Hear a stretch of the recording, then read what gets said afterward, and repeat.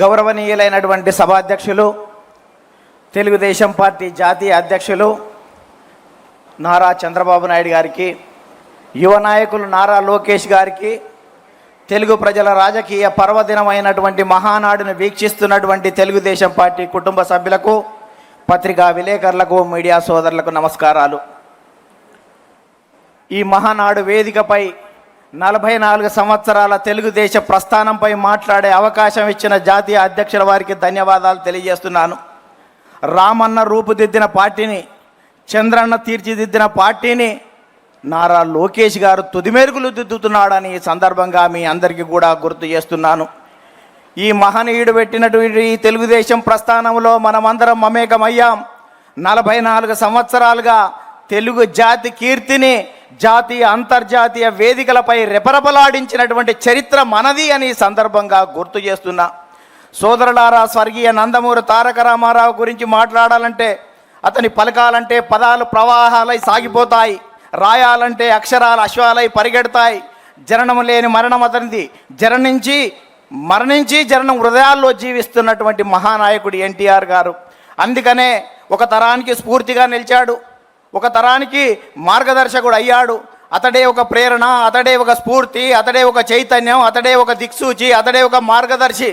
అలాంటి మహనీయుడు స్వర్గీయ నందమూరి తారక రామారావు గారని సందర్భంగా మనవి చేస్తున్నా.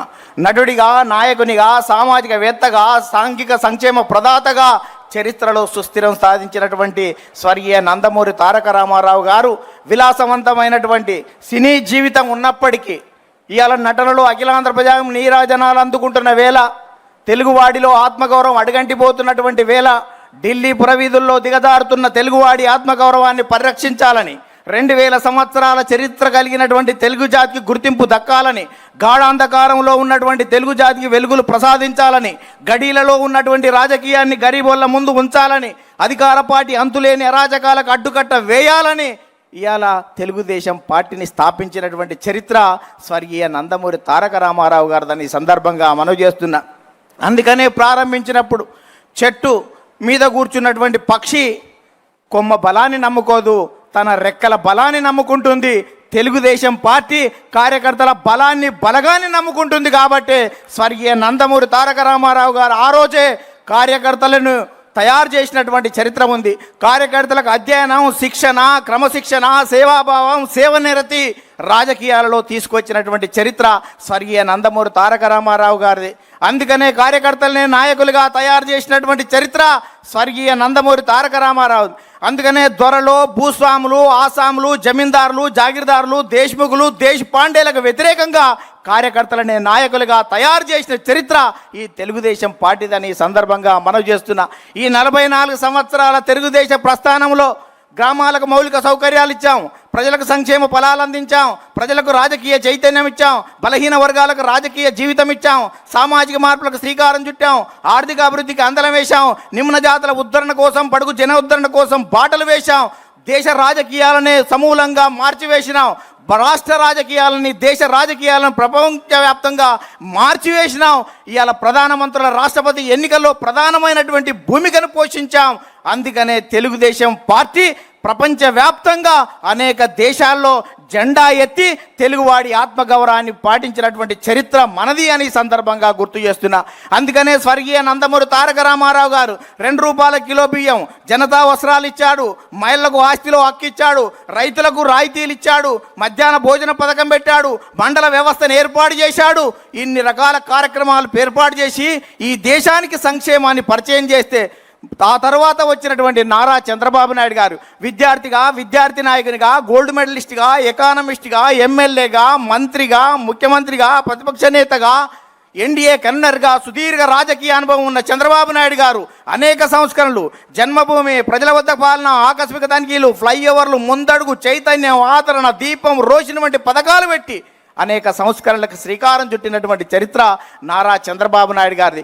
అందుకనే 44 సంవత్సరాలు గడుస్తున్నా నారా అంటే జనం రారా అని పిలుస్తున్నటువంటి చరిత్ర ఈ రాష్ట్రంలో ఉందని. అందుకనే చంద్రబాబు నాయుడుకు ప్రపంచవ్యాప్తంగా ఉన్నటువంటి అవకాశాలను యువత పునికి పుచ్చుకొని వెదికి పట్టుకోవాలనే ఉద్దేశంతో ఇవాళ విద్యకు ప్రాధాన్యత ఇస్తే ఇవాళ హైదరాబాద్ ఉమ్మడి రాష్ట్రంలో మైక్రోసాఫ్ట్ వచ్చింది, ఇన్ఫోసిస్ వచ్చింది, IRDA వచ్చింది, IIIT వచ్చింది, నల్సార్ వచ్చింది, నిఫ్ట్ వచ్చింది, ఇవాళ నేషనల్ కన్స్ట్రక్షన్ వచ్చింది, బయోటెక్నాలజీ పార్కు వచ్చింది, హైటెక్ సిటీ వచ్చింది, శిల్పారామం వచ్చింది.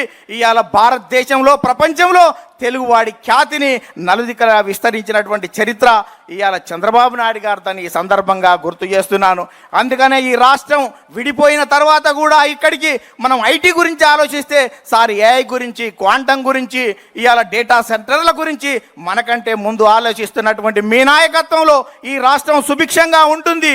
తెలుగు జాతి కీర్తి కోసం మీరు ఎంత ముందుకెళ్ళినా మేము రావడానికి సిద్ధంగా ఉన్నామని ఈ సందర్భంగా గుర్తు చేస్తూ యువ నాయకుడు నారా లోకేష్ గాలిపటంలా ఎంత గాలి ఎక్కువ వస్తే గాలిపటం పైకెగిరినట్టు ఇవాళ అనేక రకాలుగా ఇబ్బందులతో ఎదిగినటువంటి నారా లోకేష్ గారి నాయకత్వంలో భవిష్యత్తులో మరింత రాజుదేల్తామని ఈ సందర్భంగా గుర్తు చేస్తూ ఒక చిన్న కథ ఈ రాష్ట్రంలో ఉన్నటువంటి ప్రతిపక్ష పార్టీలకు అందరికీ గుర్తు చేస్తాను. ఒక ఇద్దరు రాజులు పోరాటం చేసేటప్పుడు ఎవరో ఒకరు గెలుస్తారు, గెలిచిన వారు ఓడిన వారికి మరణశిక్ష విధించాలని చెప్పారంట. ఇద్దరు రాజులు పోరాటం చేసిన తర్వాత ఒక రాజు ఓడిపోయిండు. ఓడిపోయిన తర్వాత గెలిచిన రాజు ప్రజలే చెప్పారు కాబట్టి మరణశిక్ష వేయమని చెప్పాడంట. మరణశిక్ష వేసే సమయంలో ఆ తాడు తెగిపోయింది.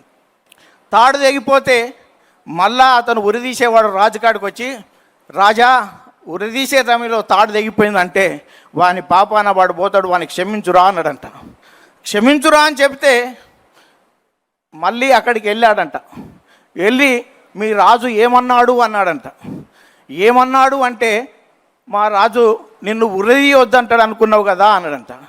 అవును మీ రాజు నైజం అది కదా, అతను ఉరిదీయనీయడు అంటే, ఓ పిచ్చోడా మా రాజు అక్కడ లేడు, మా యువరాజు ఉన్నాడు, ఇలా సచ్చే వరకు ఉరిదీయమని చెప్పిండు అని చెప్పిండంట. అందుకనే రాష్ట్ర రాజకీయాల నుంచి ఇప్పటి నుంచి మాట్లాడేటువంటి నాయకులు భవిష్యత్తులో తెలుగుదేశ పరిణామాలు ఏ రకంగా ఉంటాయో గుర్తుపెట్టుకోవాలని మీ అందరికీ గుర్తు చేస్తూ ముగిస్తున్నాను. ధన్యవాదాలు.